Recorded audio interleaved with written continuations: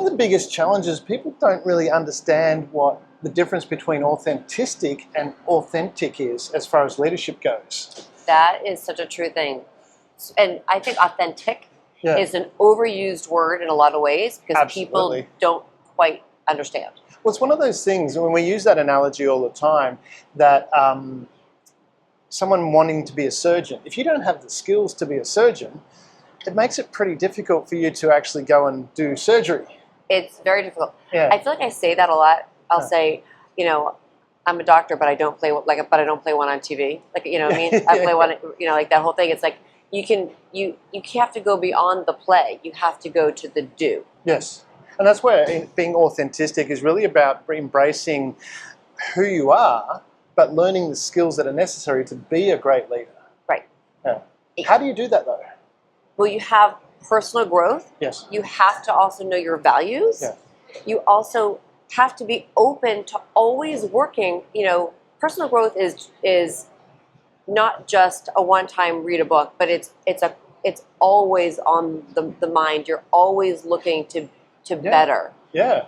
You know, you get your skills and then you refine your skills and you keep refining your skills. And also knowing, again, going back to your values, you need to know, you know, what are your top 5 values for you? What are the top 5 values that you want to bring to your organization? They should be pretty much the same.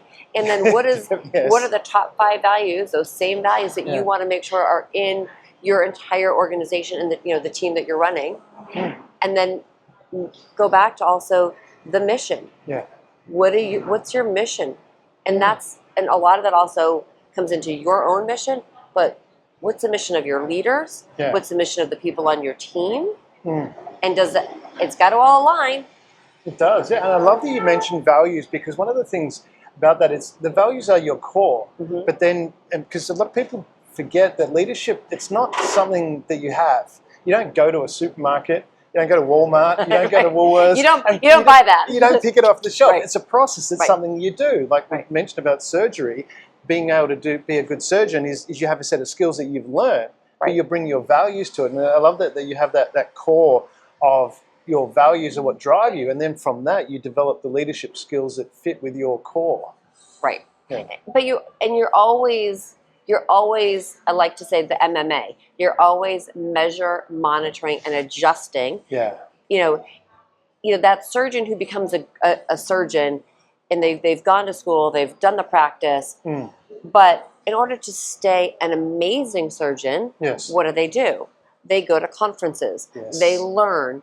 They actually keep elevating their skill through knowledge. Absolutely, yeah. It's not just a one and done. Yeah, and when you take it that step further, that's exactly right. It's not a one and done. You grow, and that's, I guess, the difference between. Well, it's not. I guess it is the difference between authentic leadership and being authentic. Or being authentic is going, "This is who I am. You have to accept me for who I am." Right.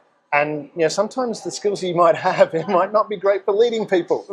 Right. But at your core, and this is separating those two, like you mentioned, you know, what are your values?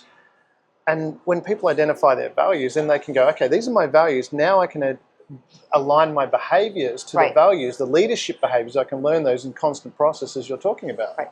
And being truly authentic to those values, so that you know that when you speak to people, that comes across, and it's also something that is continually growing. You're always refining it. You're always growing on it. And, and that's... But the values keep the core there, though. That keeps that foundation. Yeah. But you're growing, and you're growing your behaviors. Yeah. Because I've had that all the time. I mean, growing up, I think, I was one of those arrogant people that thought he knew everything. No one can tell me. People go, well, people will try, and we go, no, I know better. But that doesn't work in leadership. But it does work when you know your values, because you can hold on to those values and go, these are my values. It doesn't matter what anyone else says. Behaviors are different, though, aren't they? Behaviors are so different. As a leader, what you just said is so important. You have to know, as a great leader, you have to be open to hearing from other people. Yeah. because otherwise you're not a leader, you're a dictator. Yes. Right. Yeah. And so that doesn't mean you follow what everyone else says, but right, but you take that you are in. listening. Yes. Right, you take it in, and depending upon the type of company or organization that you're running, you take all that stuff in, and then you can say, okay, to your team, these are all the suggestions. Yeah. Let's throw them on the wall. Let's kind of figure out what do we think is going to be the best thing that we could do out of these suggestions, and also what are the ones that are most aligned with our core values. Yes. Yeah, absolutely. And it's always thinking about those values first, and then, but again, as a leader, you being open to hearing from other people, and remembering that, guess what? You're not the smartest person in the room, right? You ideally you want to surround. Right. Well, and that's where that difference between leadership. And I love the scene out of U571 with Matthew McConaughey and a mental blank, Wolf from Pulp Fiction. Oh yeah, Harvey Keitel. And Harvey Keitel turns to him and says, "Don't you ever say what you said just then? I don't know. I don't know will kill a crew." And it's true. But as a leader, and this is the balance you've got to have. You know what your values are. You know the direction you're going. Right. But then it's how we get there. That's where you're listening, because there's multiple ways of getting there, and that becomes the behaviors component. Right. Yeah. And our behavior as a leader, the leader, people always talk about, it's getting in the trenches with people. Yeah. You're the one you're doing the work with people too, but it's also how you're speaking, right? The way that you speak to people and how you speak to them, you want to be able to rally the troops, and you want to get people excited about it. You don't want to tell them that you're afraid, that you're afraid. You can say, hey, we're going to get this done. Yeah. We're working together. Yeah. And it's also speaking up. Yes. Well, and it's adjusting to the situation as well, because sometimes you need to calm down and speak softly, but other times, that's not going to work, and you've got to, because people, they need that kick in the pants. Yeah, they need to say, hey, they stop whining, just go and do it. Yeah. Yeah. Right. They do. Okay. So you and I were talking earlier, and I think this is so true.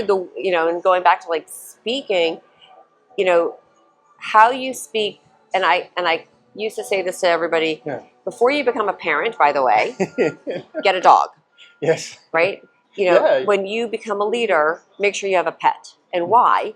Because you can see a dog who's going to be running around and not trained. It's the same thing with your kids. It's the same thing as your company. Yeah. You have to be able to speak properly and be able to use your voice with different intonations and volume, how you speak. Yeah. And it matters also how you speak to your team. How do you speak to your kids? As a leader, you have to understand that your words truly matter. And if you can think about framing your words to be more on a positive stent versus a negative, positive reinforcement, even if somebody's doing something wrong, how can you spin it? How can you say something to them that says, instead of saying, oh my God, that's horrible, you didn't do that right. Yeah. You could say, oh my God, I loved your execution. We may want to switch the process. Yeah. Well, there's that classic story of Edison. When he invented the light bulb, the first one that worked, gave it to the kid to carry, he dropped it. And then so they made another one, and he gave it back to the kid and said, here, you carry that. It's that type of leadership, that type of trust, and how you speak to them. Yeah. Yeah. And part of, I think, being the difference between authentic leadership and being authentic, as well as leaning into the natural skills you have, which is very prevalent between men and women as well, because as a leader, there are different skills, different strengths that men and women have. And if you try and if a man comes in and tries to be really soft and stuff like that, it does not work. It does not work. And the same token too, if a woman comes in and tries to use the same, authority, and I don't mean authority as in bossiness, but just that men generally have a deeper tone of voice, which carries a certain authority. Right. If they try and do that, people get turned off as well, both men and women. So it's leaning into what are your natural strengths that get the result. I like to say, what are your natural superpowers? Yes, right? Exactly. Like, what are your natural superpowers?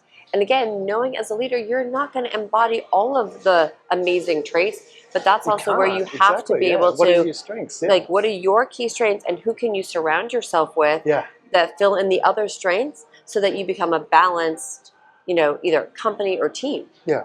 And that's where, when we're looking at authentic leadership, it is that difference. This comes back to, like you said, and you started with this, it's knowing what your values are, because that becomes the core.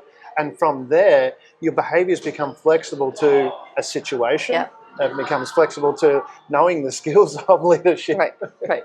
And keep growing. Again, being a authentic leader is being a leader who knows their values, knows and understands that there is personal growth, there's implementation of that, and it's not a one and done. It's you're always evolving.